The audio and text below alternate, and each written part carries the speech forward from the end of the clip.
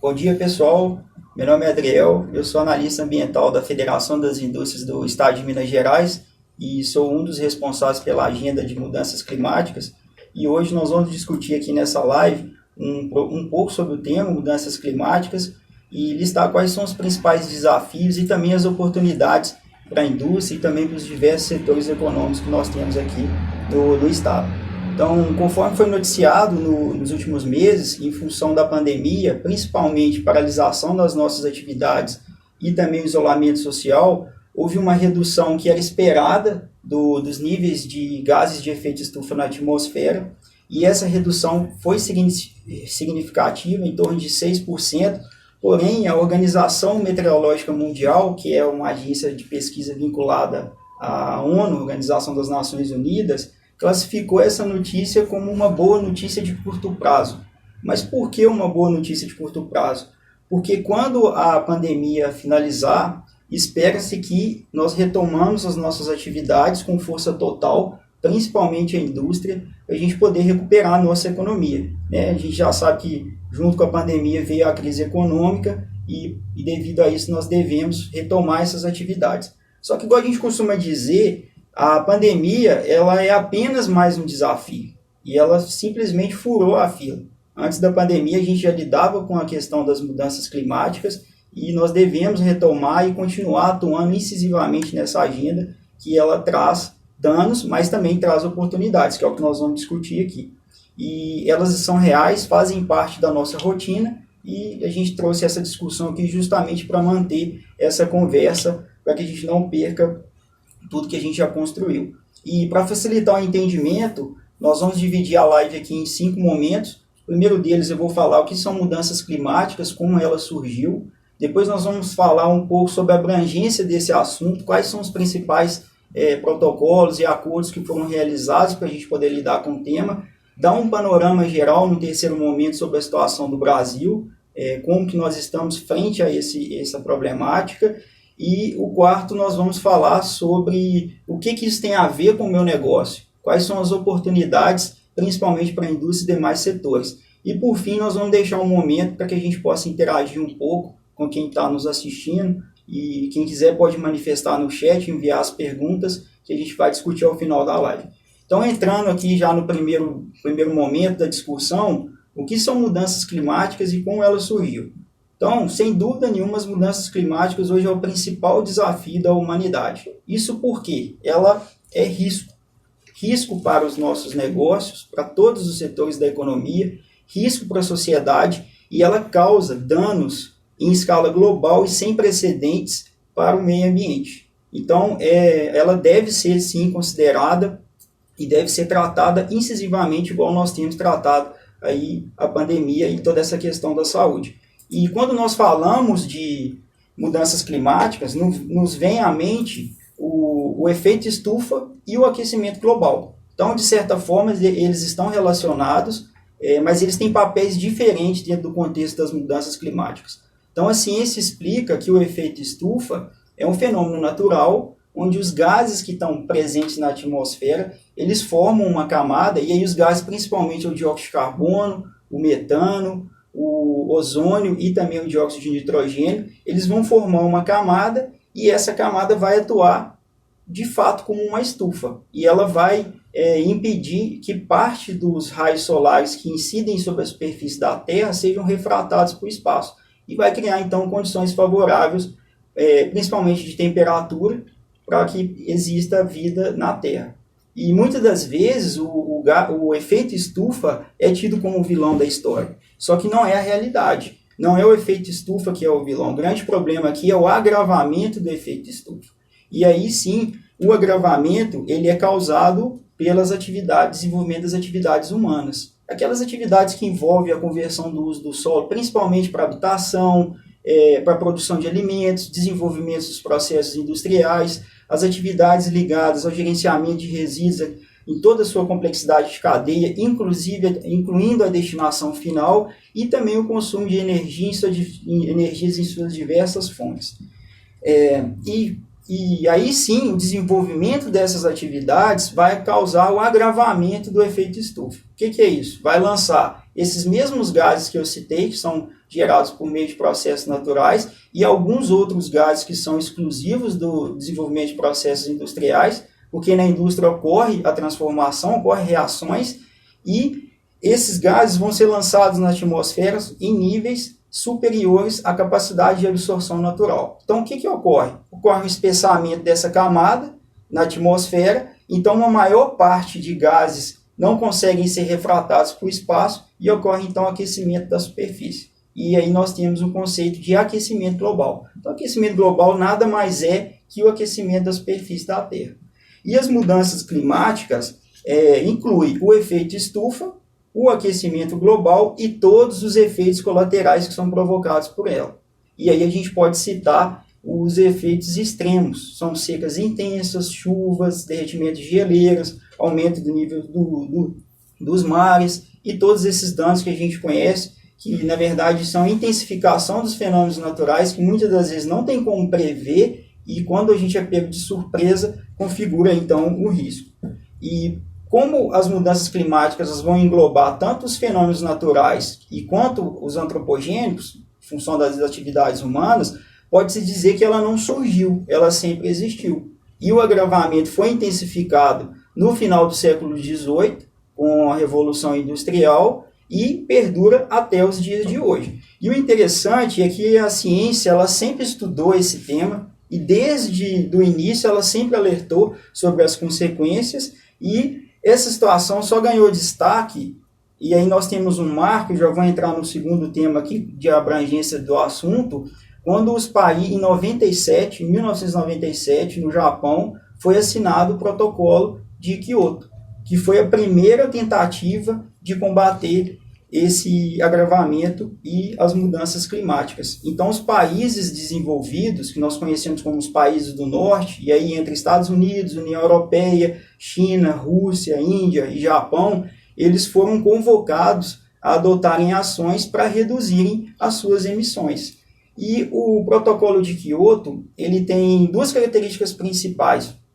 A primeira delas é que as metas foram estipuladas para esses países, divididas em dois períodos. Uma de 97 com uma medição em 2013 e a segunda de 2013 com uma medição em 2020, que seria nos dias de hoje.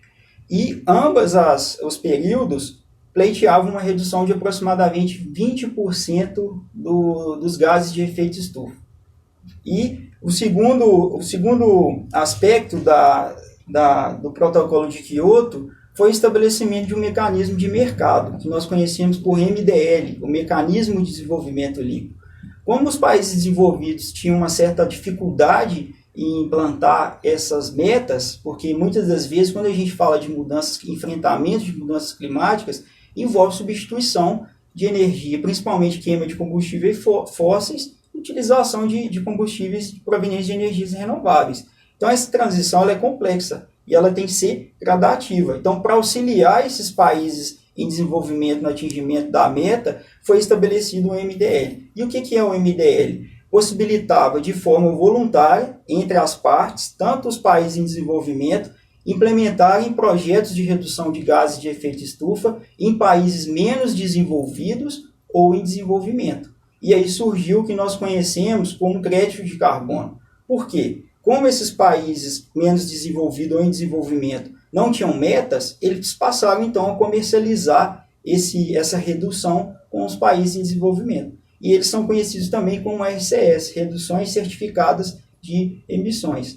E o Brasil foi um dos grandes beneficiados nesse processo. No último levantamento, que foi realizado em 2016 pela Comissão Interministerial de Mudanças Globais do Clima, o Brasil tinha implantado 339 projetos de MDL, liderava o terceiro lugar, atrás somente de China e Índia. E esses projetos eles foram implementados e com destaque para São Paulo, Minas Gerais, Rio Grande do Sul e Mato Grosso. São os estados que mais receberam projetos de MDL e foram sempre ligados à geração de energia renovável. E aí vem a solar, a hídrica, a eólica. Teve também muito projeto na área de biogás, gás de aterro, geração de energia também por meio de biomassa e também a agricultura de baixo carbono. Então, de certa forma, Kyoto ele trouxe essas duas características, dois aspectos, mas em 2014, quando o IPCC, que é o painel intergovernamental sobre mudanças do clima, que é vinculado à Convenção Quadro das Nações Unidas para Mudanças do Clima, que nós conhecemos hoje por UNFCCC, publicou o relatório em 2014 de medição e chegou à conclusão que Kyoto, mesmo tendo deixado esse legado do MDL, tinha fracassado na missão de reduzir os 20% das emissões de GE. E cabe ressaltar que durante esse período teve duas conferências das partes, que chamam COPs, elas ocorrem desde a criação do protocolo de Kyoto, anualmente, para se discutir a implementação do que foi acordado nesses protocolos. Observou que pouco tinha evoluído. E ao invés de reduzir, houve um incremento em 0,85 graus na temperatura média global do planeta, e que até 2050, se nada fosse feito, ou seja, se o protocolo de Kyoto não fosse revisado, nós chegaríamos a 4,5 graus, ou seja, uma situação irreversível, e teríamos que reduzir cerca de 80% das emissões. Então, diante disso, e principalmente teve duas COPs, uma em 2009 em Copenhague, na Dinamarca, e uma em 2012 em Doha, no Catar, onde foi observado a possibilidade de se fazer um aditivo em Kyoto, e depois que ele não estava sendo eficiente, existia necessidade de um novo acordo. Foi então que surgiu o Acordo de Paris. E o Acordo de Paris foi assinado em 2015, o Brasil ele faz parte, ele aderiu, e uma das características do Acordo de Paris foi trazer não só os países que já faziam parte de Kyoto, os desenvolvidos, para dentro dessa questão de mudanças climáticas. Ele estabeleceu metas para todas as nações que aderiram, tanto para os desenvolvidos, os não desenvolvidos e os de desenvolvimento. E o Acordo de Paris ele tem uma característica que as metas são voluntárias, que nós conhecemos hoje como NDC, Contribuição Nacionalmente Determinada, da sigla em inglês. E a NDC ela é voluntária, cada país estipulou sua meta, o Brasil tem, eu já vou falar um pouco sobre ela, e ela é medida com base nos esforços que cada nação aplica para atingir a meta de redução. E o foco do Acordo de Paris é evitar que a temperatura média do planeta chegue a 2 graus até 2030, tendo em vista 1,5 grau. E, de certa forma, o Brasil ele tem um compromisso, nós nos comprometemos até 2025 reduzir 37% das nossas emissões e 43% até 2030, tendo como base aqueles níveis de emissões de GE que foram quantificados em 2005. E, de certa forma, o Acordo de Paris ele continua promovendo um mercado, só que hoje está paralisado, nós estamos numa fase de transição, porque no Acordo de Paris não é MDL+, é MDS.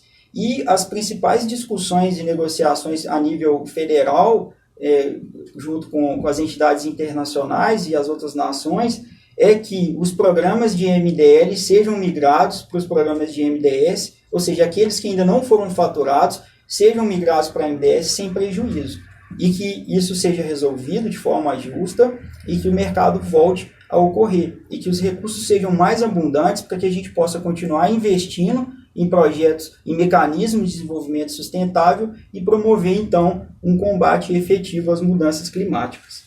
E aí, entrando aqui agora no terceiro bloco, o que mostra o retrato do Brasil? Então, por incrível que pareça, o Brasil está de nota 1000 no cumprimento da sua NDC. Essa que foi estabelecida no Acordo de Paris.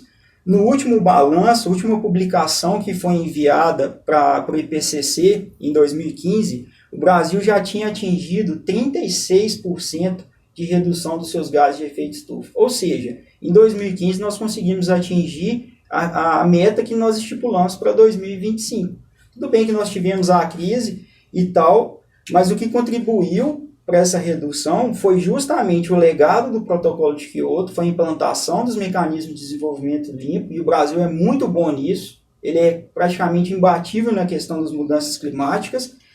Agricultura de baixo carbono, que nós temos uma agricultura que é excelente, ela, claro, precisa ter melhoria, mas ela é excelente, e também todo esse investimento que teve em fontes de energias renováveis. E aí com destaque para a indústria, porque a indústria, a partir do momento que ela começou a perceber essa necessidade, ela começou a investir em tecnologia. E nós vamos ver um pouco mais à frente, foi a que mais investiu em tecnologia. E os esforços do Brasil, obviamente, eles continuam. Eu acredito que nós vamos atingir a meta facilmente, mesmo que haja um aumento dos níveis de emissões, porque é natural, estima-se que ocorrerá esse aumento, porque as emissões também estão vinculadas ao PIB, o país desenvolve mais, ele emite mais. Então tem que haver um equilíbrio entre isso. Então, mesmo com o reaquecimento, o Brasil vai conseguir atingir as metas e, dependendo, até superar. O que nós temos que ficar atento é voltar o foco para a questão da Amazônia, não deixar que os desmatamentos de forma ilegal ocorram. Então é importante que a gente volte a essas questões e continuar investindo numa economia que a gente tem chamado aí de processos verdes ou processos sustentáveis. E entrando aqui no quarto e último bloco, o que isso tem a ver com o meu negócio e como as indústrias podem atuar junto ao tema. Enfim, conforme foi dito, tem tudo a ver com o meu negócio. Primeiro, porque é risco. E o risco ele afeta a competitividade da indústria. Se ele não for gerenciado, a gente pode chegar numa situação irreversível. E ninguém quer ser pego de surpresa. Então, no último balanço que foi realizado pela CNI, a Confederação Nacional das Indústrias, em 2018, a indústria é responsável por 21% do PIB nacional e emprega cerca de 10 milhões de pessoas. Imagina todo esse escopo, toda essa robustez exposta ao risco. Então, é uma situação muito crítica e precisa ser gerenciado. Então, afeta, sim, os nossos negócios. E os impactos das mudanças climáticas, eles, dentro da indústria, eles estão sempre relacionados à necessidade de altos investimentos. Igual eu falei, existe a necessidade de se promover a transição da matriz energética cinza para a matriz verde, que é uma matriz mais limpa. Porém, esses investimentos requerem muita inovação, tecnologia, pesquisa e são processos caros. E muitas das vezes nós não temos essas tecnologias aqui. Nós temos que ou descobrir, investir em pesquisa, descobrir, executar e implantar, ou trazer de alguma outra nação que já tenha evoluído um pouco mais com relação a isso. E os impactos, desde que se começou a tratar dessa mudança climática, eles já somaram 3 trilhões e já causaram cerca de 500 milhões de mortes. E no Brasil, esses eventos climáticos também causam muitos prejuízos. O último balanço foi realizado pelo Banco Itaú em 2017. As perdas relacionadas às mudanças do clima já tinham superado 355 bilhões, um período de 10 anos, 2002 a 2012. Então, se por um lado há grandes perdas econômicas, por outro lado há também oportunidades de negócio. Então, as entidades internacionais, elas alertam e são responsáveis por fazer esses levantamentos, esses estudos, indicam que os fluxos financeiros globais que foram investidos apenas em um ano, período de 2017 e 2018, para combate às mudanças climáticas, ultrapassam 500 bilhões. Então, existe recurso, ele precisa ser investido nos locais em que é necessário ainda fazer essa transição. E a indústria brasileira apresenta o segundo melhor quadro nacional, primeiro porque comparado aos demais setores econômicos, ela representa só 7% das emissões de gases de efeito estufa. E mesmo representando só 7% das emissões, é a que mais investe em tecnologia. Por quê? Para a indústria, tecnologia é o top. Tecnologia significa eficiência, significa evolução. Então, se eu tenho inovação e tecnologia dentro do meu processo produtivo, é óbvio que se tiver recurso financeiro, é óbvio que eu vou fazer, porque é bom. Tecnologia para a indústria é o que há de melhor. E para continuar evoluindo, a gente até recorre aqui a um dos guias da CNI, que eles colocam 5 pilares e nós concordamos. Primeiramente, é preciso ter governança. Governança porque mudanças climáticas é um tema complexo e por ser um tema global, envolver várias nações e cada nação com seu perfil, ela sofre muita interferência política. E Por um lado, eu tenho a política defendendo os seus interesses e, por outro lado, eu tenho a ciência defendendo as suas pesquisas. Então, existe um certo conflito ainda entre essas partes. Tem, inclusive, países e governanças que são céticos em relação ao tema de mudanças climáticas. Os próprios Estados Unidos, por exemplo, foi um dos que declinou o protocolo de Kyoto e também no Acordo de Paris. Só que é interessante que as pesquisas espaciais, a maioria são financiadas. Então fica uma situação assim, meio complicada. Eu sou dono da ciência, eu consigo provar cientificamente que existem as mudanças climáticas, mas politicamente eu tenho uma certa dificuldade de implementar isso. E que nós precisamos hoje na governança são respostas rápidas. Na velocidade da internet, como a gente costuma dizer, a gente não tem tempo mais para ficar discutindo as ações. O problema está aí, a gente tem que agir rápido, tem que ser incisivo. Além de governança, foi dito também a questão do financiamento. A transição da matriz cinza para a matriz verde, ela requer recurso, não tem como investir em mudanças climáticas sem recurso financeiro, e isso está ligado diretamente à competitividade. Um exemplo, nós vamos sair da pandemia agora e emergir numa crise. Como que nós vamos investir muito em tecnologia verde, sendo que eu tenho que sobreviver ao mercado? Então tem que haver um equilíbrio. Então é importante que a gente consiga fazer essa leitura e captar as oportunidades.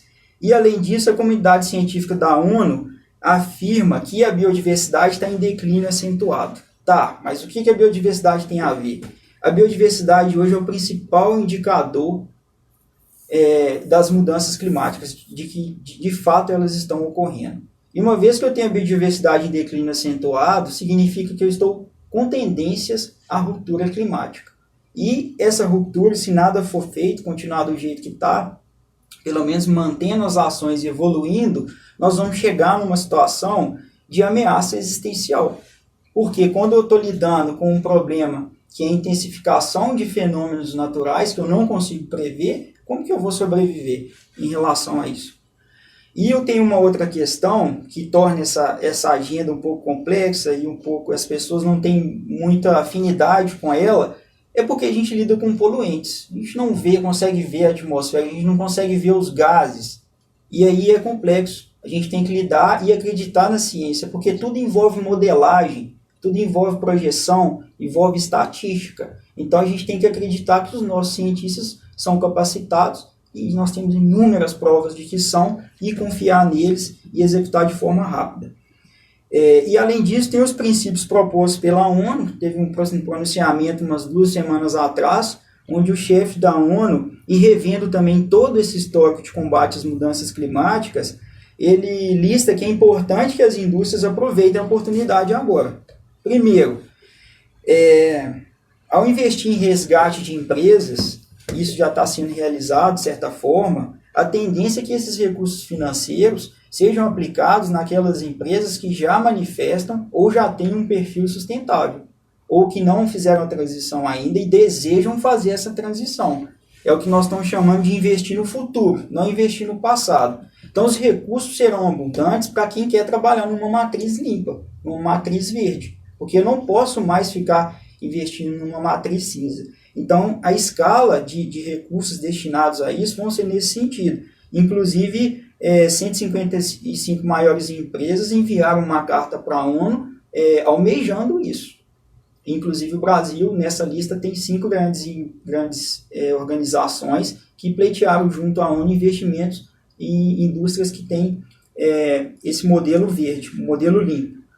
E também, a gente tem que promover essa economia de baixo carbono, e a indústria tem um potencial, conforme foi provado, ao se posicionar no segundo melhor setor combate às mudanças climáticas, ela se posicionou como parte das soluções. Então a indústria hoje ela é parte das soluções do combate às mudanças climáticas, e ela deve sim continuar investindo. E o caminho é esses pilares que a gente listou.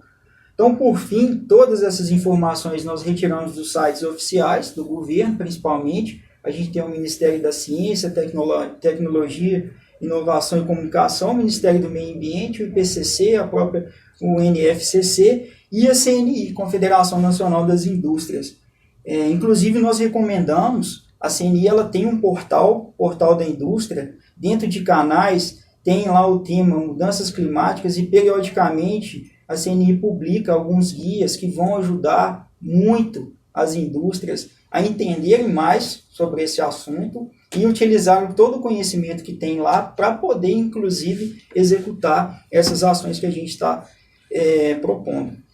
E a FIENG participa, junto com a CNI, ajuda a construir esses guias. Nós estamos presentes nos principais fóruns, nas discussões, nos grupos de trabalho e sempre que possível levando os interesses da indústria para que a gente continue sendo protagonista, né? Ainda mais agora nessa crise, nós temos todo esse potencial de alavancar e continuar de fato combatendo as mudanças climáticas. E agora, um tempo destinado a perguntas, nós temos aqui algumas perguntas e eu vou responder algumas delas, mas se vocês tiverem interesse em encaminhar, fiquem à vontade. A primeira delas, eu sou um pequeno empresário do ramo de confecção do Centro-Oeste. Como a minha produção pode impactar essa mudança climática? Isso me parece problemas de grandes indústrias. Não é. Mudanças climáticas é problema de todos, inclusive da sociedade. Então não é porque eu sou uma pequena indústria que eu não posso adotar ações sustentáveis. Então o primeiro passo é você conhecer o seu negócio. Então a gente indica que você faça um levantamento, um inventário das emissões de gases de efeito estufa, ou seja, identifique as suas fontes para então ter uma dimensão do quanto você contribui para o todo. E aí desse percentual você vai implementar as estratégias de redução. E sempre tem oportunidades. O caminho mais fácil é você fazer uma transição para energias renováveis, eólica, solar e hídrica, e de biomassa. Então tem sim oportunidade, não é desafio e problema só de grandes indústrias. A segunda pergunta fala se é preciso ter um profissional específico da área ambiental em meu negócio para que eu consiga reduzir meu impacto no efeito estufa. Nesse caso, nós recomendamos que sim, que se tenha um profissional, não especificamente da área ambiental, mas pode ser da área de engenharia, química, de biologia, porque os gases, eles são provenientes de reações, de processos industriais, então tem que ter um certo conhecimento nessa agenda para poder identificar as oportunidades. Então a gente sempre recomenda sim que tenha um profissional, muitas das vezes a indústria já tem esse profissional, pode aproveitar o conhecimento dele, é só desenvolver, igual a gente desenvolve um fornecedor, a gente desenvolve um profissional, desenvolve uma liderança, e é importante ter esse profissional sim. Outra questão é quais os primeiros passos para que eu consiga ter uma empresa mais verde. Então, o primeiro passo é isso, é você inventariar, você conhecer o seu negócio, ver em qual escala cinza você está e colocar uma meta, um objetivo. Eu estou cinza e eu quero passar a ser verde. E aí a gente coloca as ações e corre atrás dos recursos para que a gente possa fazer essa transição. Então, estudar o negócio é a melhor forma. E hoje nós temos algumas ferramentas que fazem isso. A própria FIENG trabalha, nós temos setores aqui internos que vão presencialmente na empresa e auxiliam nesses levantamentos. Então, quem quiser enxergar uma oportunidade de atuar nessa agenda, pode recorrer à FIENG. Nós temos aqui análise de risco, e quando a gente avalia risco, nós não avaliamos só os riscos inerentes às mudanças climáticas, nós avaliamos todos os riscos operacionais relacionados ao meio ambiente. E a FIENG tem um setor forte, que é o núcleo jurídico. Inclusive, eu vou destacar aqui que atua comigo na Agência de Mudanças Climáticas é a Silvia Xavier, a nossa advogada, uma pessoa, assim, uma excelente profissional, tem muito conhecimento nessa área e fortalece muito orientação para esses empresários, para os empresários. E também eu acabei falando respondendo a próxima pergunta, que é qual o tipo de suporte que a FIENG pode oferecer. Então a FIENG oferece todo o suporte, inclusive se a gente não conseguir, a gente ajuda a empresa a encontrar uma forma de atuar, mas hoje nós temos o Instituto Senai de Tecnologia e Meio Ambiente, que trabalha inclusive com alguns monitoramentos, trabalha com inventário, e os próprios profissionais aqui da gerência, eu mesmo sou um que atuo diretamente junto à indústria e estamos à disposição para o que for preciso. E aí tem uma pergunta de como eu, no caso aqui eu acredito que seja cidadão, posso contribuir para que as mudanças climáticas não sejam tão drásticas. Então, cidadão, ele tem papel fundamental. Porque muitas das vezes a gente coloca a responsabilidade só para as organizações, só para as entidades. E a população em si, ela contribui muito para o lançamento de poluentes atmosféricos. Na maioria das vezes ela contribui de forma local e regional, e os impactos dela é mais na qualidade do ar do que no agravamento dos gases de efeito estufa, mas ela tem sim um percentual. E de que forma que ela pode contribuir? Eu até listei algumas dicas aqui, que para combater o aquecimento global, individualmente, eu posso apenas tomar algumas atitudes, mudanças de hábitos no meu dia a dia, como por exemplo, consumir, e aí eu acho que é a principal, eu tenho que consumir e exigir do mercado produtos que não sejam frutos de crimes ambientais. Esse é o primeiro passo. Então a gente só pode consumir produtos de organizações que são sérias, que levam a sério toda essa questão, não só do clima, como saúde, segurança do trabalho, tributário, enfim, de empresas que são sérias. O segundo é substituir o transporte, esse que é o convencional, o individual principalmente, por coletivo ou outras modalidades que não geram tanto gases de efeito estufa. Reduzir também o consumo exagerado de alimentos e o desperdício. Consumo de água e energia elétrica é possível, reduzir também contribui para o combate às mudanças climáticas e promover a gestão adequada dos seus resíduos. Muitas das vezes, nas nossas residências, a gente encaminha os resíduos para o poder público e esquece que ele existe. Então, a gente tem que primeiro reutilizar o máximo possível os resíduos que são gerados dentro da minha residência e, por fim, se não houver alternativa, eu destino. Mas antes de destinar, eu ainda tenho que procurar encaminhar aqueles que são passíveis para reciclagem. Então, é um passo grande que a sociedade pode dar.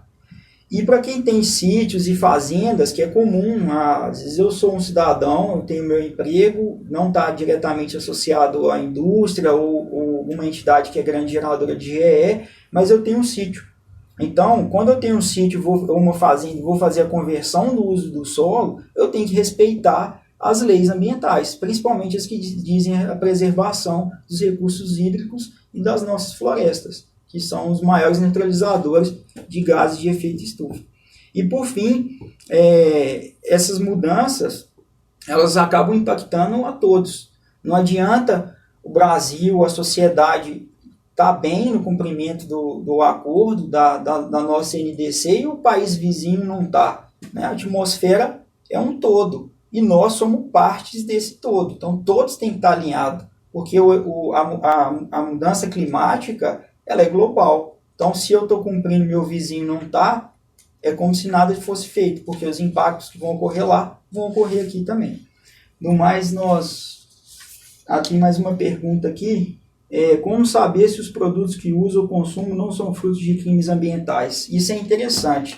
O principal meio da gente consultar se a empresa ela realmente ela é uma empresa boa, ela é uma empresa legal, é fazer uma pesquisa.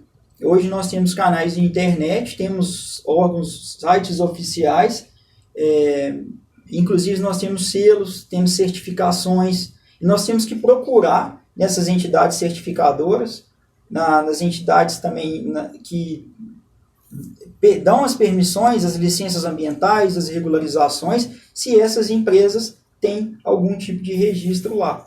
E se esses registros estão válidos. Porque não adianta também eu ter a licença ambiental, eu ter uma ISO 14001, 9001, eu ter um selo FSC, por exemplo, um LEED, e também esse selo não está vigente. Eu fiz só para atender, às vezes, um momento ali do mercado e não levei isso adiante. Então, a forma que nós temos hoje é procurar em registros, em sites oficiais.